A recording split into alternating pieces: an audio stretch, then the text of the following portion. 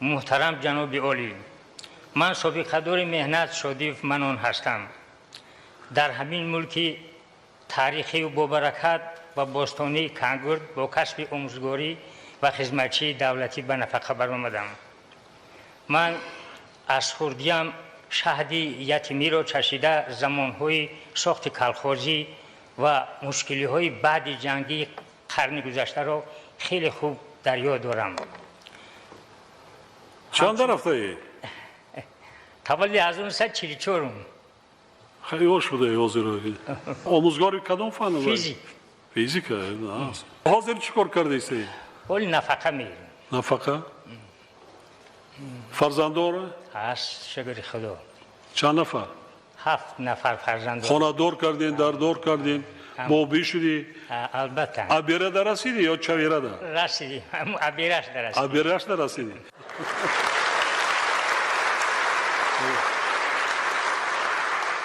همچون با پدر و همچون بابا شکرانه میکنم که فرزندان ما در یک زمانی پرفیض و بابرکت و صلح و آرامی که همه این با زحمات های شبانه روزی شما جناب عالی به دست اومده است زندگی کرده ایستادند. خانتان در کجا است؟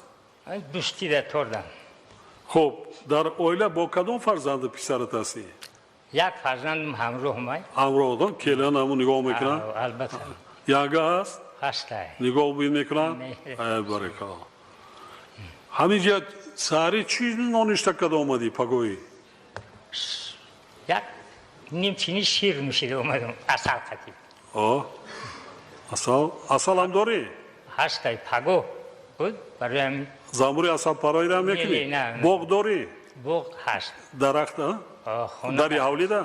خونه دست. تو حاضر از بازار یکون چی جناب عالی نمیخریم. من حاضر انار باغ انار دارم، انگور دارم حاضر در خونه. حاضر هست. چوروا دارین؟ چوروا هم همین.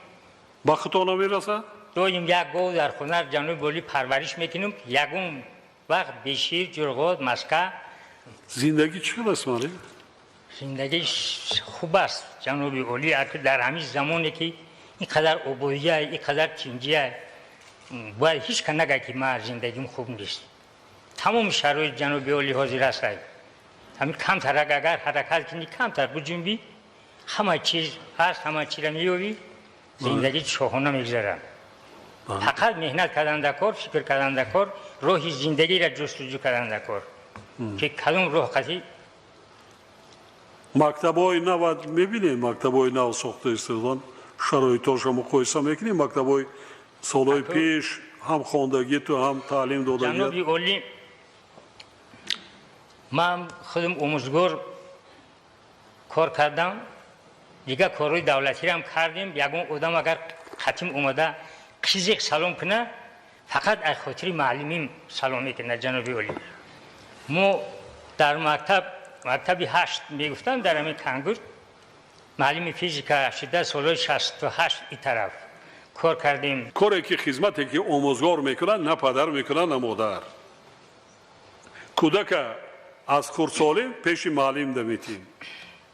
نه خوانده میتونه نه نوشته میتونه. خیلی کجای باغچه باشد یک با کمتر بهتر. کی ادب میآموزد؟ کی سخندان میکند، سخنگو میکند؟ بگیم که قریب به حیات مستقلانه آمادش میکند. کی؟ آموزگار. سلامتی را نگاه دار. زندگی ناز است. من خیلی جوان میمانی کلیم بافکنم ناز نگاه میکنن. شیر عسل قدو دو بشه ناز. سلامت باشین جنابی. اگر زندگی چکل ناز باشد زندگی اولیوی عمری آدم اونقدر با برکت میشه. جناب عالی در دایره درس‌های بین‌المللی او برای رشد و استقرار از سخن دارم. رمزی است که دریاهای بزرگ از کوههای بلند جاری میشوند یا در سرگه همین دریاها یگان شخص بزرگ زندگی کرده است. خداوند اون رو به نتیجه نمونده است. در سرگه دریای طاهر مادر بزرگ تولد شده است که جناب عالی شما را به دنیا آورده است. این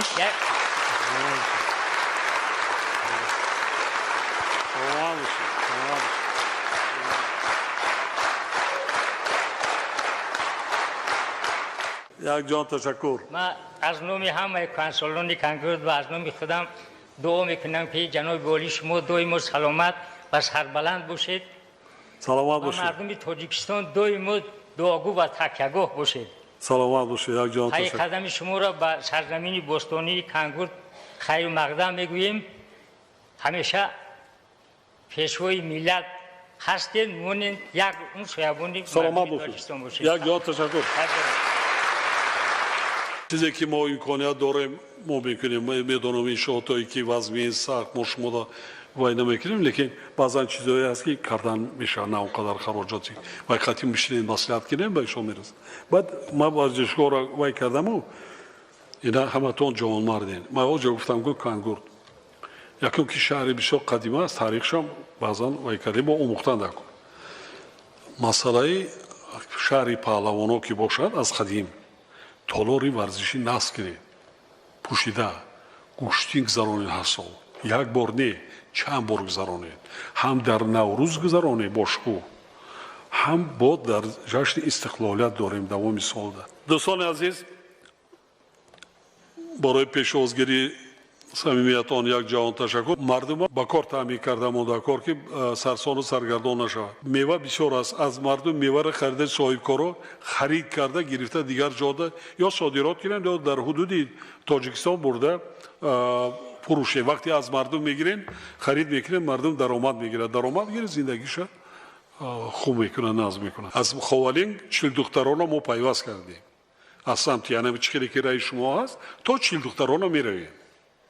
این طرف حضرت سلطان، این طرف حاضر ما کار کردیم ممکن یک نیم سال پس دیگر از بالجون تا سری خسار تا میما خانه کردگی همش از راه خوشمانده است، راهش شروع کردگی دیگر آمد رفتیم.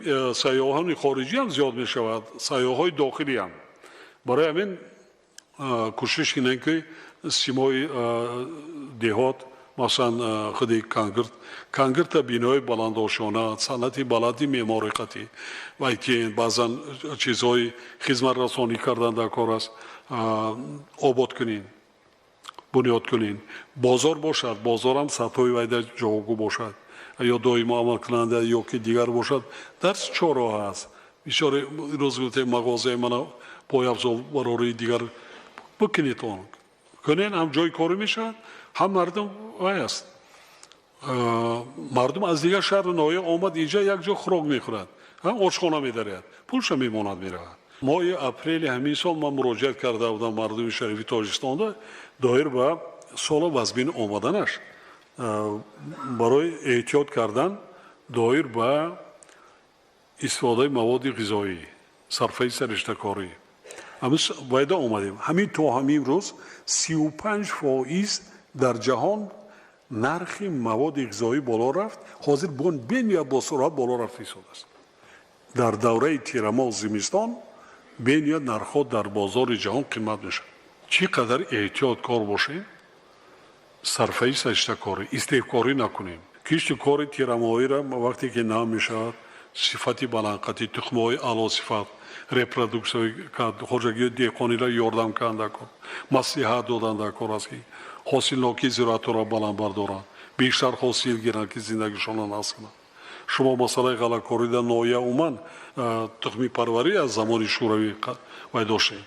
حاصلناکی را تخمی‌های صفتی بلند تخمی نباشد از بیرون وارد کردن در کار است برای مردم. مسئله کووید با روسیه میدونن که چی وضعیت شده. از روز 3 تا 7 مسکو محکم میکنند.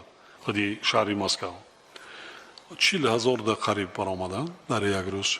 1028,030 نفر هر روز این رسمی داده ایستادن که وفات کرده ایستادن.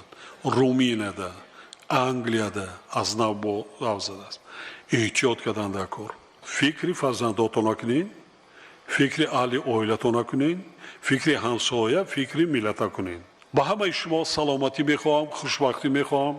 خدای تعالی هرچی آرزوی و آمال و نیتی نیکی که در قلبتان است، در دل نیتتان است، همه را نصیبتان گردانه. یک جان تشکر.